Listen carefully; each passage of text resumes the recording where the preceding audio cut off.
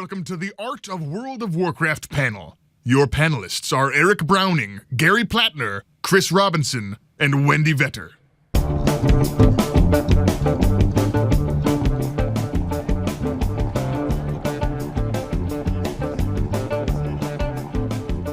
What's up, Blizzcon? I can already see the look in your eyes. No, I am not Chris Metzen. Thank you. For the record, I grew my beard first, and Chris Metzen looks like me. I also didn't forget my lines. I brought them with me. No, my name is Chad Wingard. I am a member of the World of Warcraft community team. Some of you know me as Crypto, a name many of you are familiar with, having seen my NPC run around Stormwind aimlessly looking for cheese and kittens. No, we will not be taking any requests to nerf my damage. Have no fear, though. I'm not here to cause you to corpse run back into the hall. I'm here to represent you as we go over the art of World of Warcraft. Today, we have a lineup of incredible talent that have brought you some of the most eye-popping, incredible details that you will be able to see in the next expansion. What you are about to see here, you cannot see anywhere else. It will blow your mind, and all of it will be available on Warlords of Draenor. If you're so inclined, by the way, you can see some of the latest developments over at the World of Warcraft demo area, which is in Hall B. We have gone to great lengths to gather up your questions about animation, dungeon, environment, and prop design. As an added bonus, though, we're going to address one of the hottest, most popular questions we've gotten for a very long time. Where are the new character models?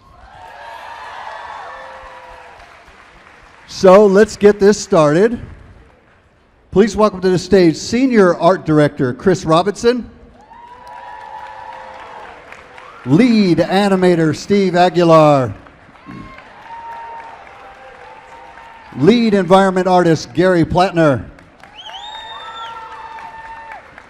Lead Dungeon Artist Wendy Vetter, and Lead Prop Artist Eric Browning.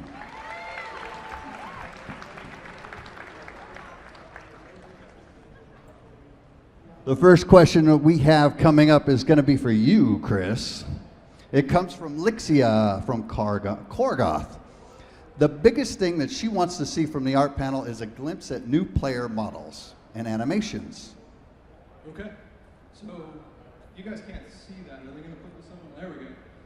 So wow, look at all you guys. I'm going to pretend I can see everybody because I can't see anything right now, but it looks like there are a lot of people here, which is cool. This is really cool.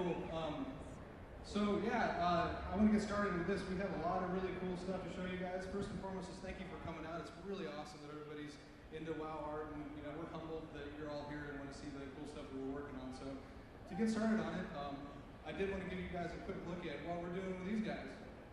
If you can see that, everybody come around and look at this monitor right here. So yeah, I'm gonna give you a little breakdown on the process that we went through. We're working on the new player character models, these guys, and maybe a little bit about her as well.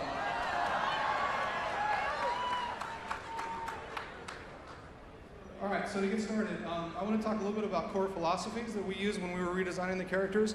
I want to stress this is not really, and I just used the word redesign, but I'm going to take that back because it really is just kind of like a refresh of the characters. We didn't sit down and really want to go like, let's change everything and make sure that nobody knows what they're looking at anymore. We wanted to make sure that what you guys felt like were the iconic features of your characters we maintained, and we just made it look a lot better.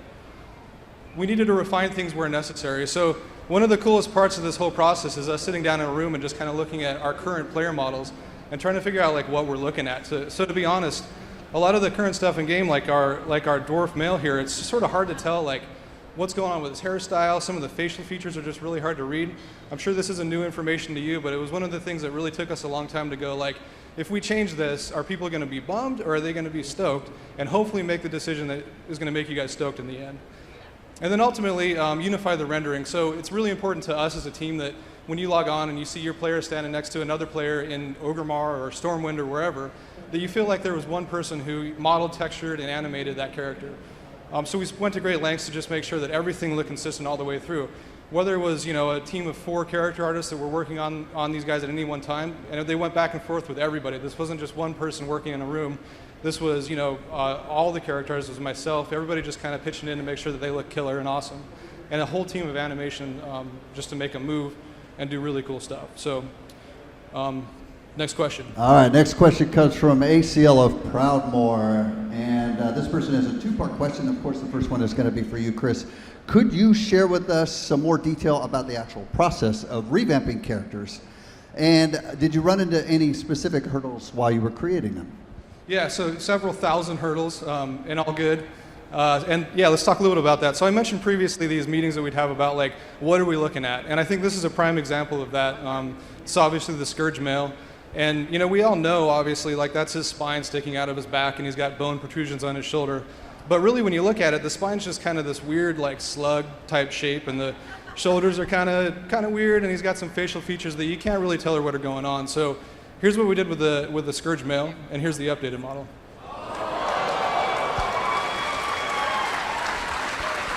Nice. That's the reaction I was looking for. There's a whole collective sigh of relief coming from the character team and myself right now. Oh, I'm just gonna sleep for a little while on the stage and somebody wake me up. Okay, so yeah, anyhow, you'll notice, like, on the spine, we really wanted to define what you were looking at. We wanted to make sure that this stuff matched some of the things that, when we put a new boss model in the game, we get a lot of feedback from the community that says, like, that looks amazing, why can't I look like Garrosh or any of these characters? And so that's what we did. We wanted to make sure that all of these guys were at that level, if not better than what you've seen from us previously. Here are some facial variations for the... Somebody's happy.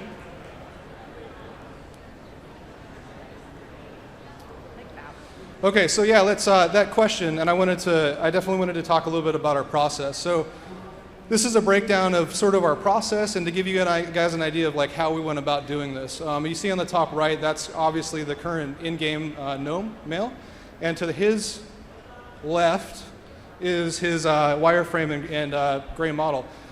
There's a lot of technical information here, but really the thing to pay attention to is sort of the above and below, and that'll give you an idea of, like, when we were doing the revamp, how much detail we actually put into these new models. To talk a little bit about the process, what we'll do is we'll sit down and, like I said, we'll look at the old existing model or the current existing model, and we'll talk about what things we want to maintain and what things we want to exaggerate, and then we'll do a concept like the one you see here to really pick out some of the facial features and other things that we think are important. And then we go into modeling and texturing, which is what you see on the bottom. The bottom right is the actual, like, the basic modeled and textured gnome male without any of his facial hair or any of the options turned on. Obviously his hair is turned on. Quick breakdown on numbers. So without getting into too much detail, I'm assuming everyone here can read for the most part. I have a difficulty with that, but I'll read it to you just in case. So 956 polygons versus 5,408. That's a pretty average difference that we're seeing when we're doing these revamps. But the bone count here specifically, the gnomes are very small, and so they don't require as much intricate movement as some of the other characters. So you'll actually see some of the larger characters have upwards of, like, 250 bones for the newer models that we're doing. Texture sizes are obviously much larger, and I'll get into that here in a little bit. But all of this stuff, all the polygons and all the bones and all this technical information, what it really means is that we're now able to go from what used to be the kind of Muppet style, like characters that could just open their mouths and blink every now and then, to characters who can do things like this.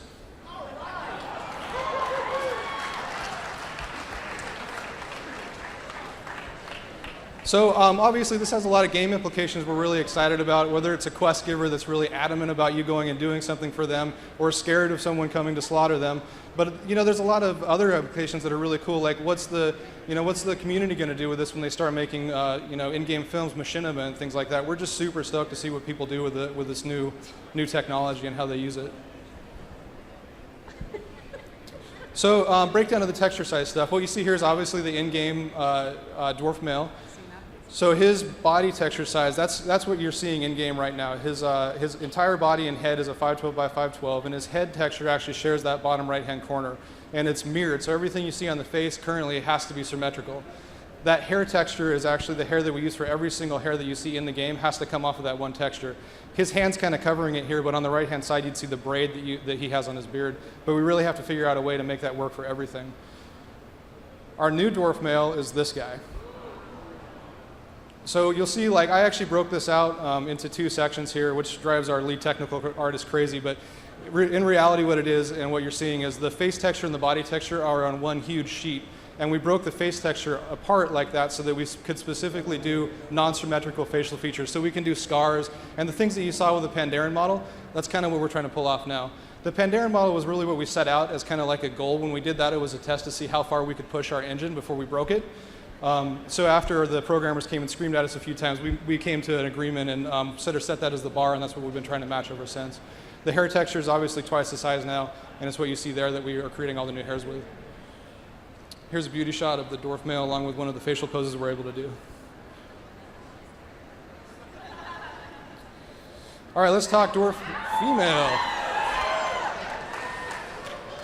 We're just in process with her, but we wanted to give you guys as much as we possibly could. So these are just some renders of what we call her T-pose.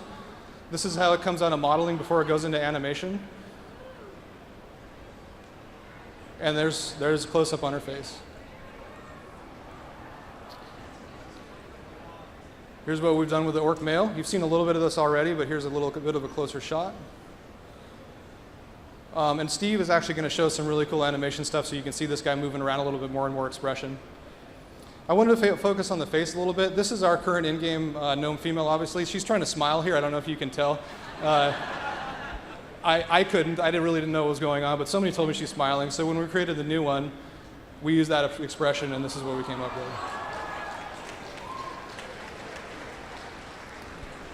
Again, before and after. And here's a beauty shot of her with some of her expressions.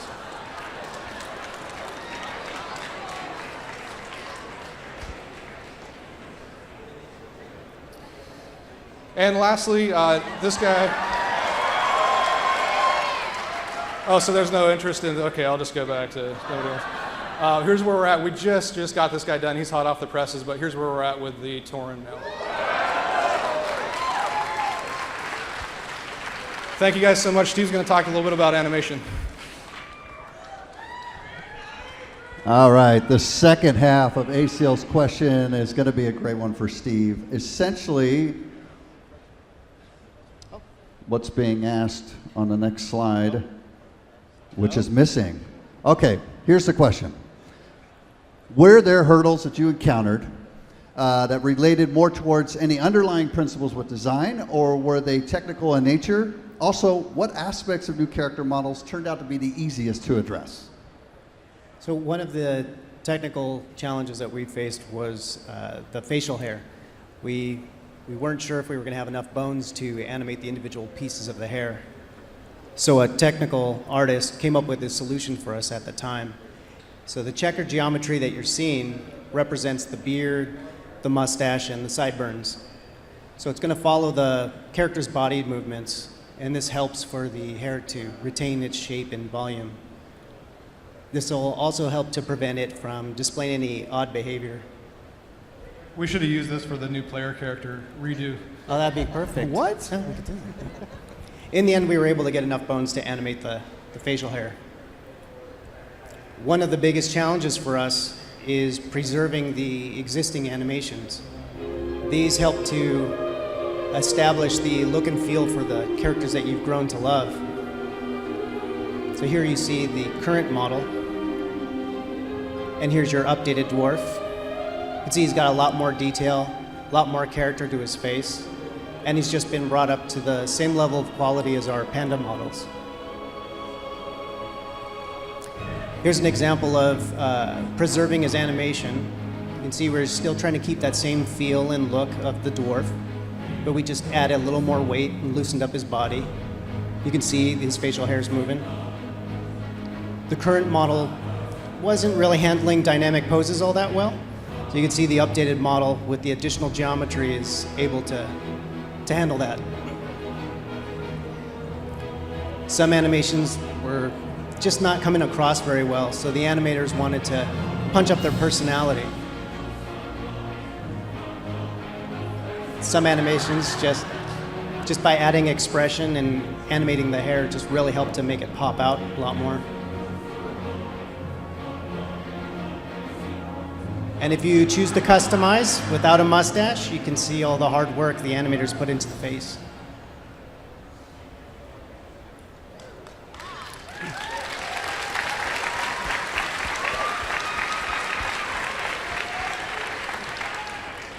So same process with the orc. His hair was stuck to his body, his face was looking a little plain, and he just needed to be updated. You can see his hair is detached from the body. He just looks a lot more aggressive and feels a lot more muscular.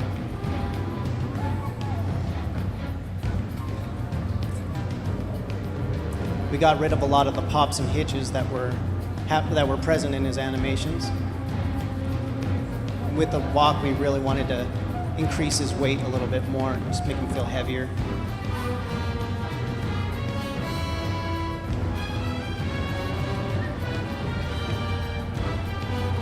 You can see we've loosened up his body a lot more. All the characters' capes now have a chain of bones, so they'll flow more naturally. Yeah. And same with his emotes. He went through the same touch-up process, just trying to still preserve the existing animation, just punching it up a lot more. Animations that didn't have a whole lot of movement now have more fluid motion.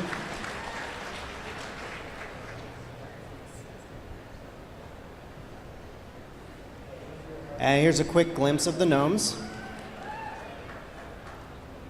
By this point, the team has come onto the gnomes. They're comfortable with the facial rig. They've applied the same touch-ups with adding animation to the hair. And he's just consistent with the orc and dwarf. His facial features are a lot larger, so you can really make out those expressions.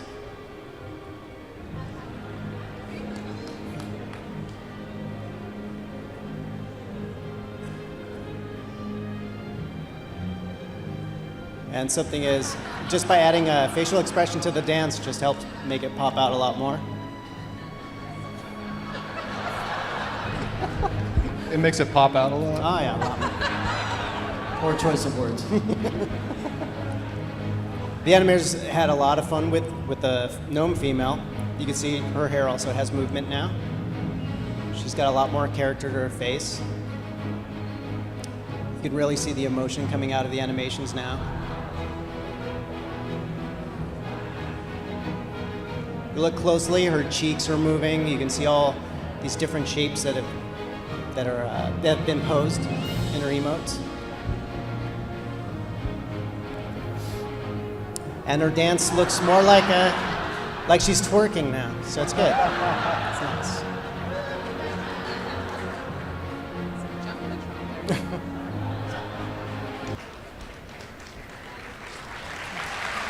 Give it up, give it up.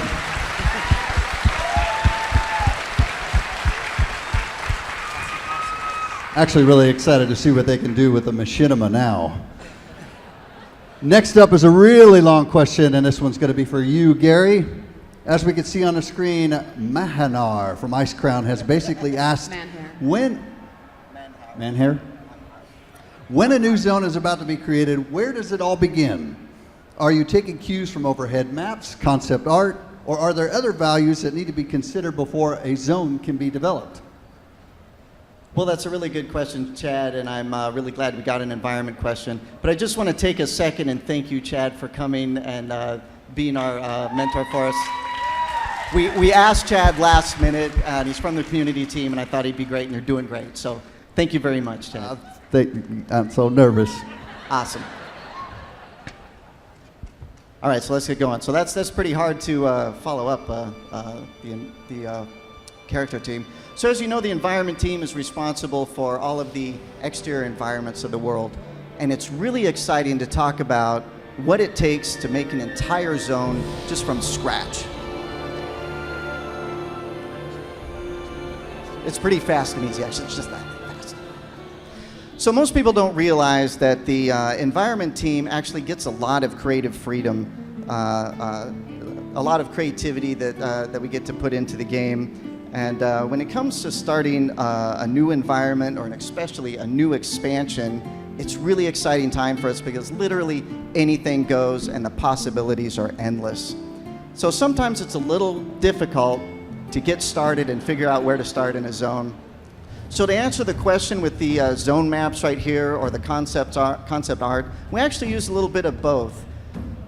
Our concept art, or our zone maps rather, they'll tell us like how big a zone is, how big the playable spaces are, and basically what's happening in the zone. But our environment map, or our concept art rather, that's going to tell us the real meat of the zone, the real artistic vision of the zone, the mood, the lighting, the color of the zone. And it's also important to remember that our concept art is made by artists, and our zone maps, well, they're made by designers. So we have to use both of them actually to fulfill that vision.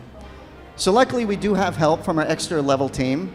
These guys take all of our props and all of our textures and trees and everything and help us put it together in the zone with WoW Edit that you see here. So they're really all helping us to fulfill that vision from the concept art.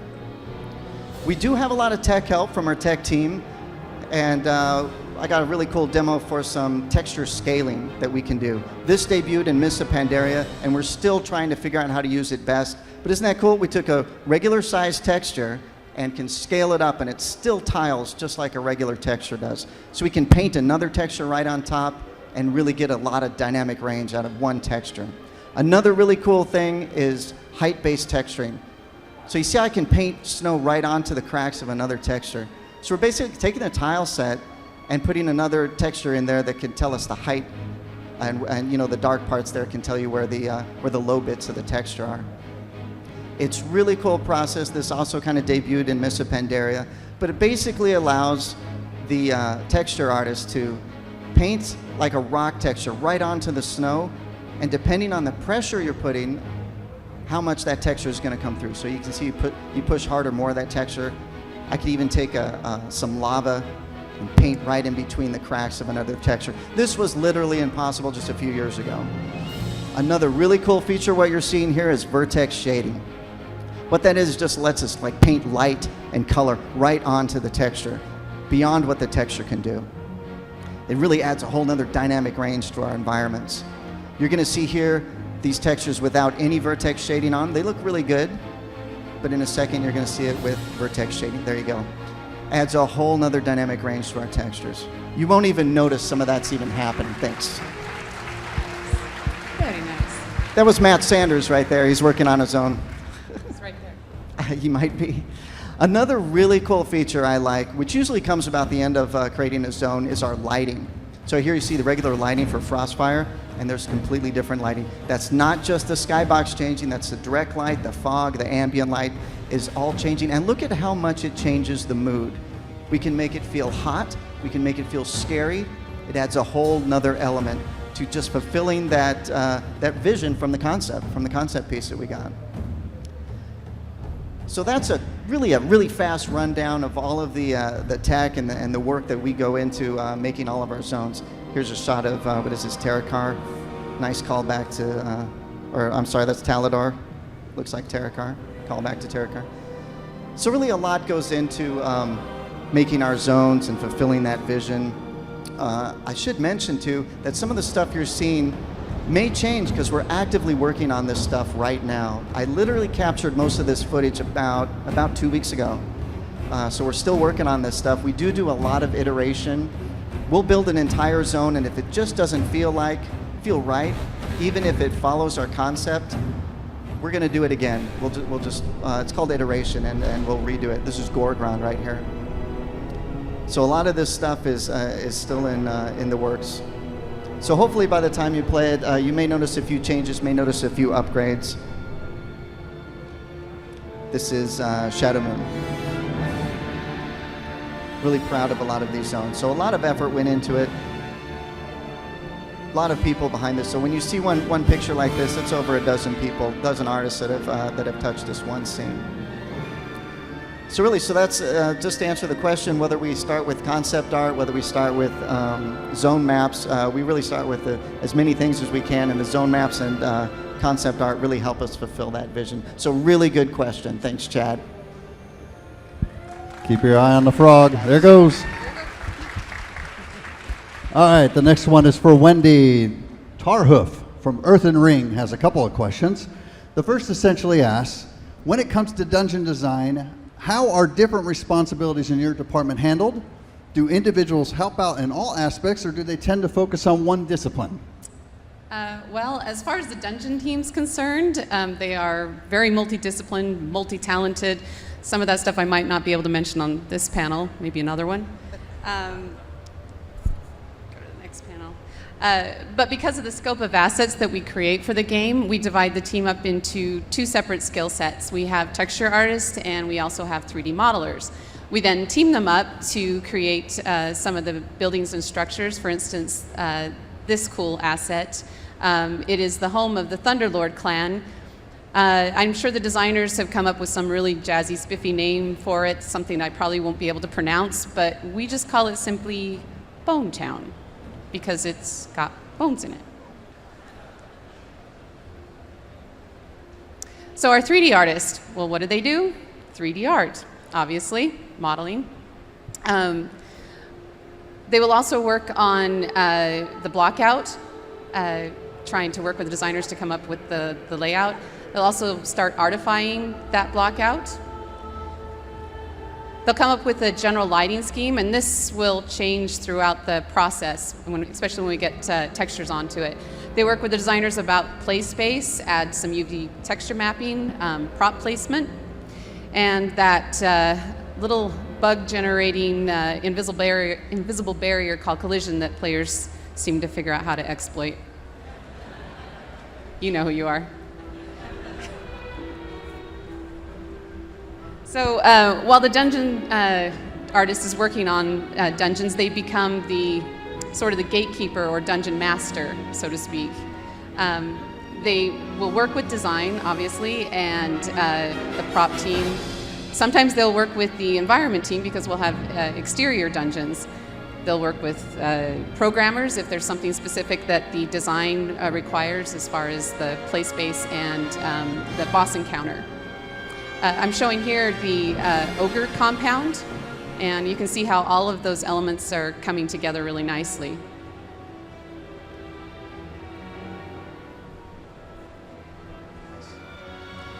Basically, for dungeon artists, their kind of duty is to develop the flow and the functionality, or what maybe the new and shiny Metza might call the vibe.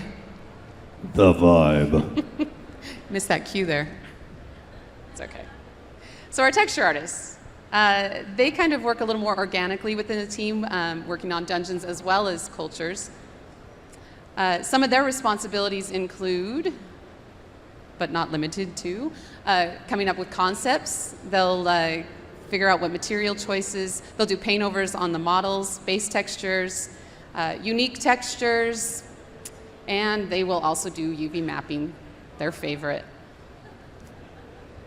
Maybe not.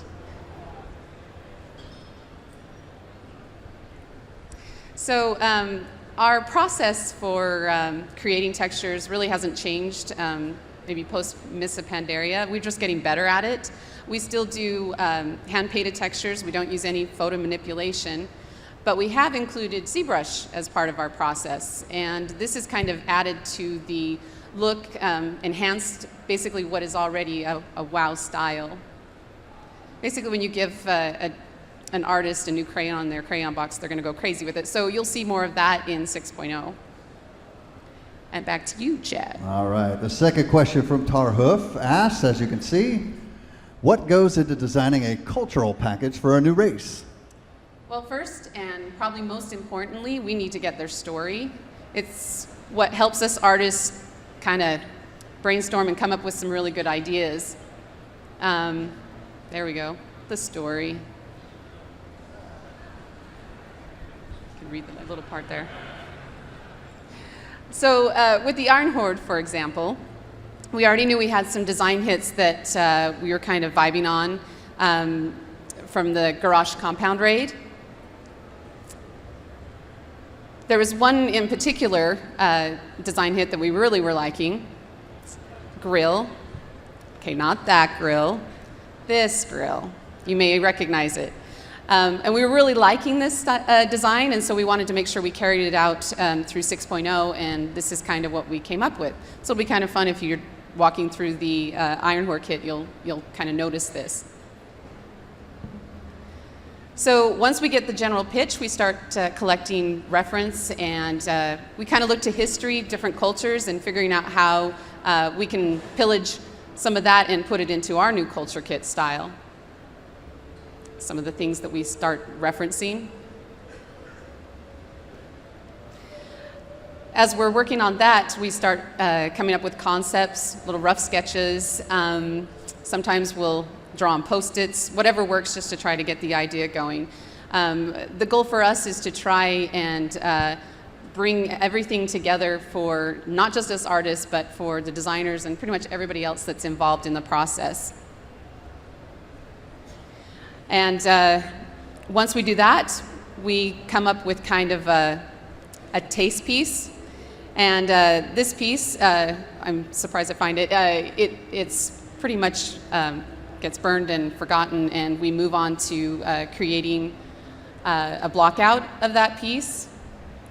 And then we'll start playing around with materials and different silhouettes, a little bit of tweaking here, adding spikes there. And then finally, against all odds, we will come up with a design. And everybody is happy with it except for that one guy. And we pretend to ignore him, and we move on to the style guide. So the style guide for us is just a bunch of call-outs, kind of helping us know what we want to put across the whole entire kit.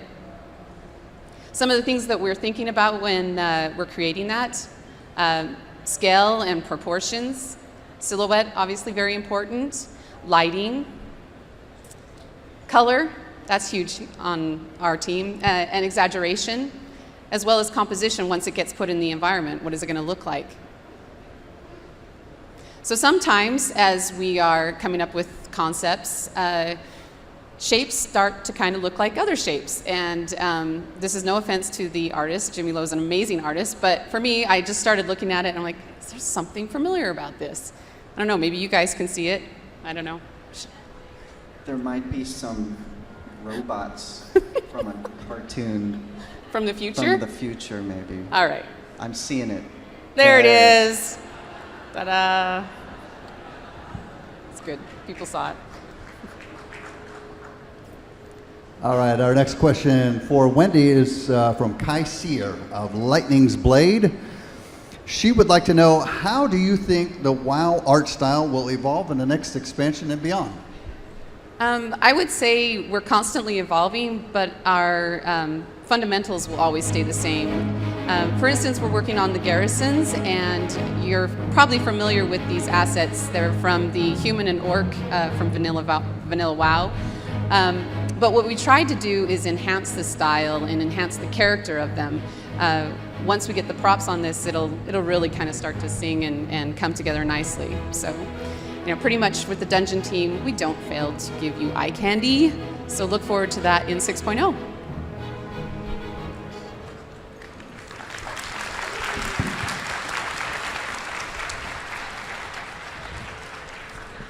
All right, so far we've gone through character, animation, environment, and dungeon design. And now let's take a moment to center ourselves. Let's find our zen and contemplate the wise and philosophical question from this young player of Kirin Tor. What is best in life, Eric? I'm sorry, can you repeat the question?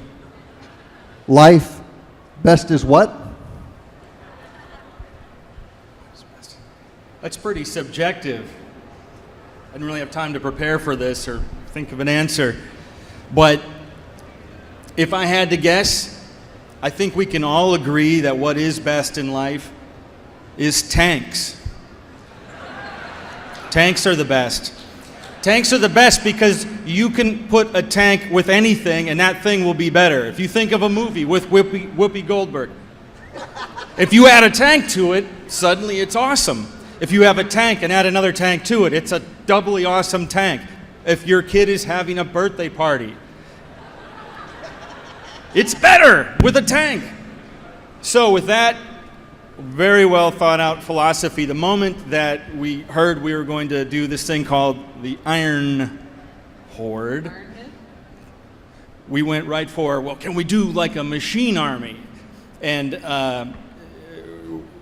the answer is yes, we can, but we have to really be careful that we don't turn these guys into another race of goblin engineers. So we also made a style guide, and this is basically a set of rules. I'm not going to make you read all the crap on there, but you can see the ball in the corner with the pointy things on it is the Corcoran Looks like pointy Sputnik. thing ball from Siege of...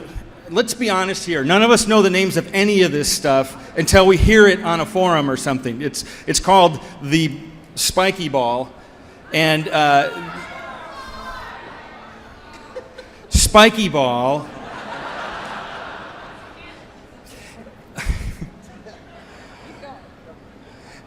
No, now I'm really flustered. So the idea behind that was to put something in the Siege of Orgrimmar that we could call out to in the expansion to give a little bit of a connection, like where did the orcs suddenly get tanks? Well, they have this engine, and Garrosh is a genius, and I think we all know that. He's not a genius, but he remembers or brings with him, tucks into his loincloth, plans for this thing, and smuggles, look at this is, we're not going to admit to this afterwards, but this is the one connecting thread to that siege. And you'll see that same thing carried on throughout all of their weapons. The main reason is so that they look consistent, or that they don't look too complicated. Look at that, flamethrower tank. It's a tank, that's a flamethrower. We call it the fire engine, because it's an engine with fire, and it blows up. Heavy cannon. Blows up also. The tickler.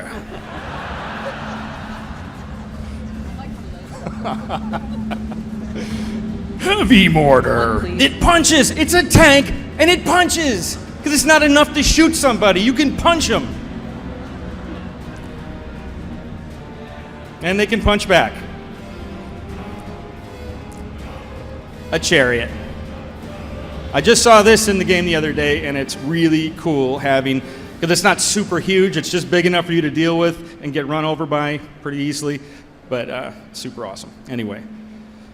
All right, next up is Catherine from Airy Peak would like to know, how do you decide how far to take a given faction or racial aesthetic? For example, in Mists of Pandaria, the Grummel have their own architecture but lack a unique racial mailbox to go with it. The Klaxi, however, do have a mailbox. How do you decide? Oh, look, apparently they do have a mailbox. Come on. It's a guy.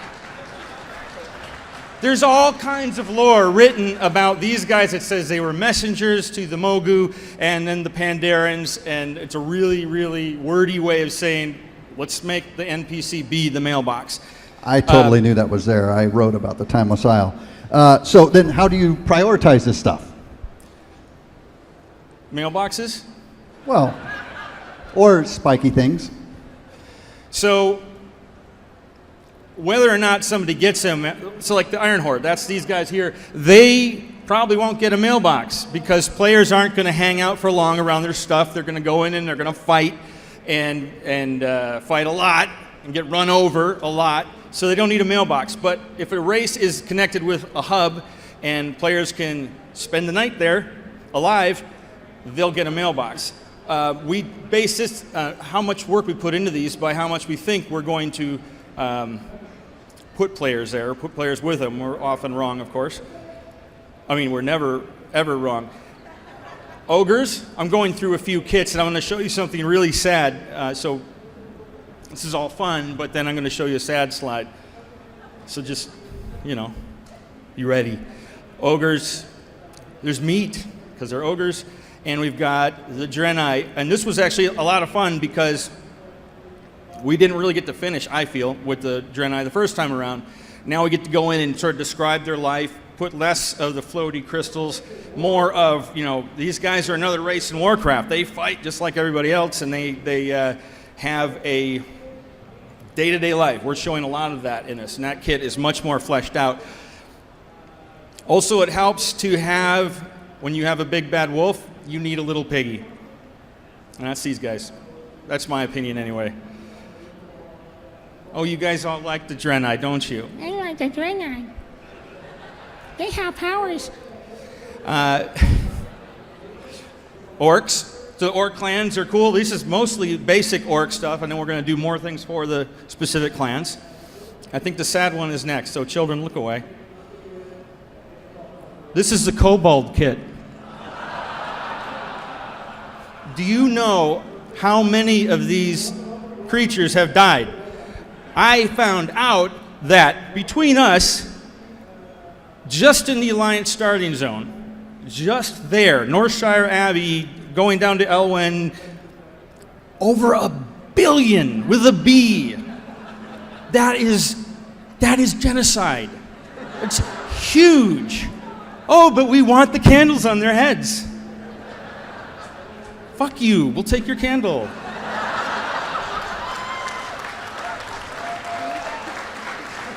What?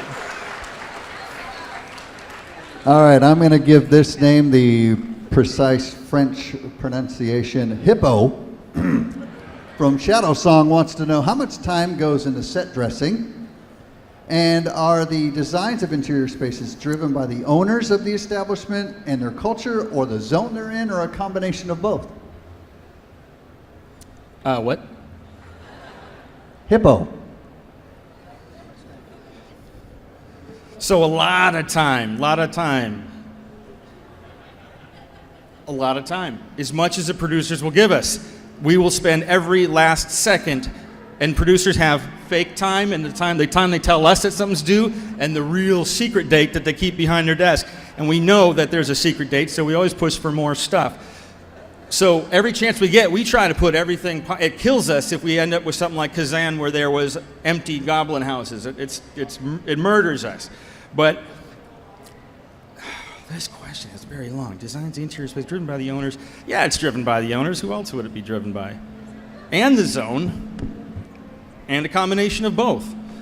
So, oh good, I have a slide that describes this. The garrisons are super cool because we get to redo a whole lot of the stuff that we already did, like the Alliance Human. If you look at this, it manages to look like the original kit, but it's actually a whole lot more detailed. There's a lot more stuff in here.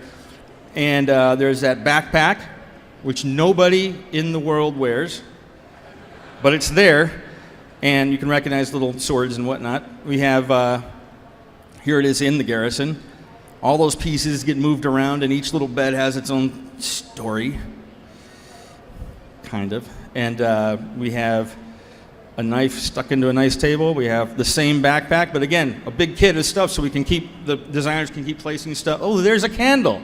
See the candle? At what cost? And the trade skills. I don't know about you guys, but the trade skills to me have always bugged me because there's never enough going on there.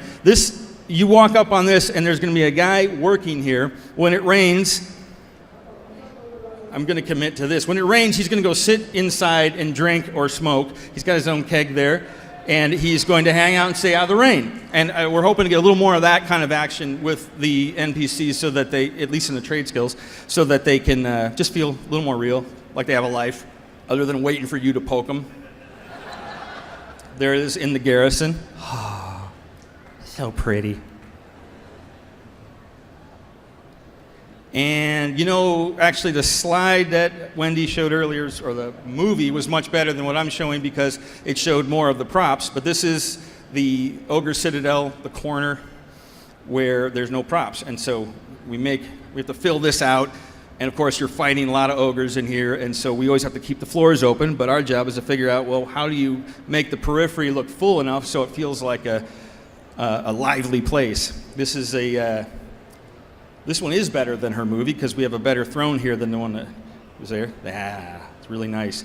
Anyway, so we make stuff like that, and that's my last slide. All right, and of course, the most important question about not taking candles, how many candles can you not take in game? I mean, how many different models are there in game? This question is even sadder now because out of all those billions, there's only 572 candles, and I counted them, and I got a look from Chris. It's a look that we never like getting, but I got the look and the little... I just know when I said I spent an hour. So you what? I just know how long it takes you to count, so I figure we're probably... My kids already know. But I get to 10 and then I get really flustered. So 572, including 42 of those are for the 42 different kobolds that are in the game as well. All right, there we go. Thank you, Hippo, for making me count all those. Hippo. I'm sorry if you get any harassing tells in game. All right, finally, one more question. This one's going to be for Steve. Haley from Wormrest Accord wants to know, actually she says, I'd actually like to know your process for when you do an animation for a spell. Okay. What I have here is, oh, that works.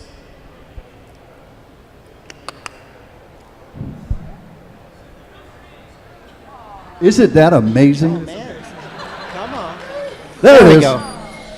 So this was an animation for a character that required a spell effect to be applied to it. So to the right of the screen, the animator blocks in, just with simple geometry, the spell effect that he was intending. So this effects artist does an awesome job. But what the block end does is it helps to let them know when the effect should be visible and when it should disappear. The effects artist makes sure that the effect isn't too overwhelming or upstages the character's movements. And speaking of characters, when you get home and you redeem your item code, this is the little guy you're going to be receiving in your WoW mailbox. Everybody watching at home also gets that pet as well. All right, it looks like we've got about 6 minutes or so, so we could probably take a few questions from the audience. If you're brave enough, unlike me, jump on up here. We've got the microphone right there in the middle. And let's hear them. Hello. Hello. As soon as it turns on. Hello? She looks. Hello? There it is. Oh, there we go. So my question is, as an engineer, I really loved the new mounts that came out for us. Since this expansion seems to be really engineering driven, can we look forward at any new crafting mounts? Particularly anything that you might have had real fun designing from an artist standpoint? Are you in the Iron Horde? No. But we can steal their stuff. I'm sure we will. There's nothing that we kind of have to show or talk about right now, unfortunately. But yeah, I mean, that's a really awesome kit, and hopefully we can use more of it for sure. Okay. One more quick thing. When you do culture sets, how much of the placeholder stuff, not placeholder, but filler stuff, how much of that actually has to have story? Because I know, like, in the Blood Elf starting zone, there's like golden statues of people, and then there's lots of wiki pages with, well, this is what it's about. But so how much of that do you have to actually fill out for story? What was the question for poker sets? I didn't hear the. So you might want to restate that again a little bit. Get in there, but you were talking about the Blood Elves and the prop kit for them. Yeah. I get the question. That was just like one of the questions we did have, which was, so the answer is a lot of times yes. And for every one of those cultures, like the Blood Elves, there's we actually have a historian, a team of them actually, that we have to go to because there's so much information on them that was written before. So yeah, and a lot of times they put in little Easter eggs in there, and definitely some of the older eras, you'll see stories tied to them. Sometimes we write the stories and tuck them in there, actually. Thank you. Statues. Hi, guys. When you create a male night elf these days and opt to give him a clean shave, he'll lose the eyebrows. Is there a way with the new character model we can keep our clean shave and keep our eyebrows? I believe we possess the technology. That doesn't that actually doesn't sound like a conscious decision that we made, maybe, but I'll keep that in mind. That's a good point. I'll look into it. Thanks. Hi there. I got 2 questions. First one is, with the characters being remodeled, is it going to be, other than the Pandaren, all the other ones, or is it only like the original 8s? Yeah, so we kind of cut off right at the goblins and the I'm blanking right. Worgen, yeah. So we did those guys. We felt like that was kind of taking us up to the to where we wanted to be. And then when we started working on the Pandaren, we kind of hit this new stride of like there's all this cool stuff we were doing with animation, and the Kung Fu really, I think, went a long ways into kind of describing their movement and made us realize we wanted to take it even farther. So we kind of take a look at that range, and I think where we're at right now is we're planning to do everything up to those guys. So we'll be including like the Blood Elves and the Draenei, and then once we get all that done, we're going to take a look at it as a kit and make the decision whether or not we feel like we need to address the Worgen and the Goblin.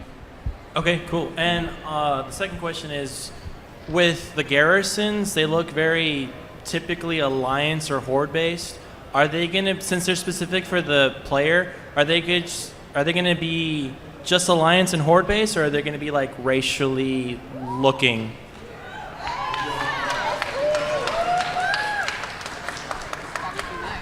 Well, we do have some props that have specific race variants to them. The answer I've heard on that is everybody would like that. So it's I think it's a we'll see. It's a possibility. It's a possibility. Wait, did you say now, racist garrisons or racial? You hear what you want to hear. He does. Hi, thank you. Can you show us or tell us a little bit about the redesign for the female troll, please? Oh, I wish I could. Yeah, we literally, I think we just saw the latest rev of that on Wednesday. So unfortunately, I don't have it here. But what I wanted to do, man, I really wanted to come with the whole thing, right, and just kind of build it up and get everybody excited about everyone. But we don't have them right now. We're kind of right in the middle of it. So we wanted to come and show you as much as possible.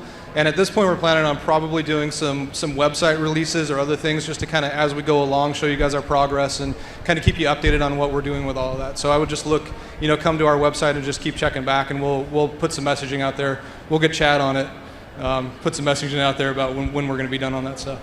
It's all you now, man. It's all on you. I'll see what I can do. Thank you. My question regards some models, when they have hair or ears, they'll poke through, and it makes it look really tacky and gross. With the new bones in hair and that sort of thing, is there going to be less of that or none of that at all? So when you're wearing a helmet, they'll poke through awkwardly? Is that kind of what you're talking about? Or in the case of my Draenei Paladin, through the shield? Through the shoulder? Through the shield. Oh, the shield? Like when it's in back. Yeah, a certain amount of that is kind of inevitable. We try to cut it off where we can, and we have to make that choice. Is it egregious enough that we're going to take the ears off, and can you notice if we take the ears off? There are a lot of, armor sets and helmets where if we cut them off, you can tell. So we opt to leave them on just for the believability. But, I think we can probably move a little bit more of that stuff with the animation, but I don't think it's going to really give us what we need to make sure that case never happens. Okay. Thank you. We did find some of it, while touching up the animations, there were a lot of clipping with the ears and the hair. We've adjusted that and just addressed some of those little clipping issues. All right, you guys, that's going to have to be it for us. Thank you for coming out. Thank you guys so much. On behalf of Chris, Steve, Gary, Wendy, Eric, all the teams they represent, as well as myself, thank you for coming to the Art of World of Warcraft panel. Enjoy the rest of BlizzCon. Thank you for attending the Art of World of Warcraft panel. Up next, Diablo 3 Lore and Story Q.